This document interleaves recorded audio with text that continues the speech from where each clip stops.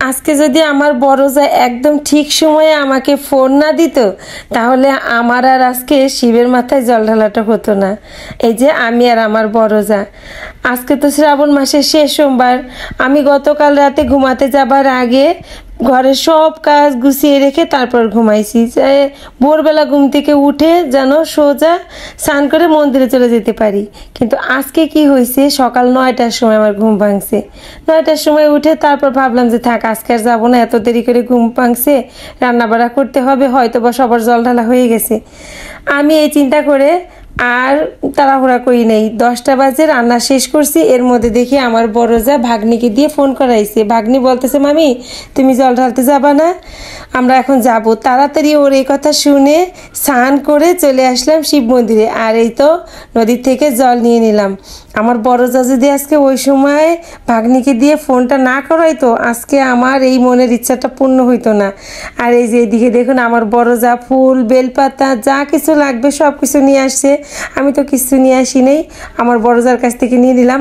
আগের দিনও আমি যে জল ঢালতে আসছিলাম আমার বড় যা সব কিছু গুছাই নিয়ে আসছে, আমি তার কাছ থেকে নিয়ে তারপরে জল ঢালছি। তো আসলাম অবশেষে মন্দিরে। আর এই তো বাবার মাথায় জল ঢাললাম, নিজের মনের সমস্ত দুঃখ কষ্ট রাগ অভিমান যা কিছু আছে সব বাবার চরণে সঁপে দিয়ে নিজের মনের শান্তি কামনা করে নিয়ে আসলাম। আমার বড়জার জন্য আজকে সত্যি আমার জল ঢালাটা হইল। আমার ইচ্ছা ছিল আমি জলটা ঢালবো, কিন্তু যে সকালে আজকে ঘুম ভাঙবে না ভাবতেও পারি নেই। তারপর এই তো জল ঢেলে শিব মন্দির থেকে বের হয়ে আসলাম। তখন বেলা প্রায় 10:30 11টা বাজে। আজকে অনেক ভিড় ছিল ওই সময়টাতেও। আর আগের দিন আমরা যখন জল ঢালছি তখন 9:30টার সময় একদম ফাঁকা ছিল।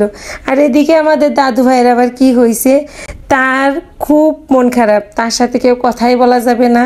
আমাকে যেন সহ্যই করতে পারতেছিল না, তার গায়ে একটু হাত দিলেই তার মেজাজ গরম। আগের সপ্তাহে সে যখন জল ঢালতে আসছিল তার মায়ের সাথে, সেই সময় সে একই রকম করছে। কি হয়েছে দাদু ভাইয়ের কে জানে। এই যে দেখুন আমাকে সে সহ্যই করতে পারতেছে না। তো সবার জল ঢালা প্রায় শেষ। আমি প্রথমে জল ঢেলে তো মন্দির থেকে বের হয়ে আসছি, ওরা আবার সবাই একটু ভিড়ে পড়ছিল। তো এক এক করে সবাই চলে আসছে। এবার আমরা সবাই একসাথে হয়েছি, আমরা যাব নারায়ণ মন্দিরে। শিব মন্দিরের পাশেই নারায়ণ মন্দির, ওই মন্দিরে যেয়ে আবার আমরা জল ঢালবো। তো এই তো পিছনে আছি আমি আর আমার বড় যা, দুই যা মিলে গল্প করতে করতে চলে আসলাম নারায়ণ মন্দিরে। আর এই মন্দিরটা আমার বাসার খুব কাছেই। আজকে আমার এই সম্পূর্ণ ভিডিওটা করে দিয়েছে আমার বড় খোকা। সে ঘুমাচ্ছিল ঘরে, আমি তাকে বারবার ডেকে ডেকে তুলে নিয়ে যাই মন্দিরে। বারবার বলতেছিল মা আমি যেতে পারবো না, তুমি যাও না, নিজে নিজে ভিডিওটা করো। কিন্তু আমার আবদার ছিল আজকে তার কাছে যে তুমি যাবা, আমার ভিডিওটা করে দিবা। আসলে কেউ যদি ভিডিওটা করে দেয় তাহলে কিন্তু অনেক ভালো হয়। আমি যখনই কোথাও যাই নিজে নিজে ভিডিওটা করি, অনেক সময় হয় কি নিজের দিকে আমার দিকে ক্যামেরাটা ধরার মতো কেউ থাকে না। অন্য কিছু ভিডিওটা আমি নিতে পারি, কিন্তু আমার দিকে তো আর আমি সুন্দর করে ধরে নিয়ে ভিডিওগুলো করতে পারি না, তাই না? তো আজকে আমার বড় ছেলে ছিল, সে সুন্দর করে আমি কখন কি করছি সবটা ভিডিও করে দিয়েছে। আমার এত ভালো লাগছে। তো চলে আসলাম তো আমরা নারায়ণ মন্দিরে। এখানে এসে প্রথমে রাধা গোবিন্দকে প্রণাম করে তারপর আবার চলে গেলাম বাবা ভোলানাথের মাথায় জল ঢালতে। এখানেও এসে আমরা বাবা ভোলানাথের মাথায় জল ঢাললাম।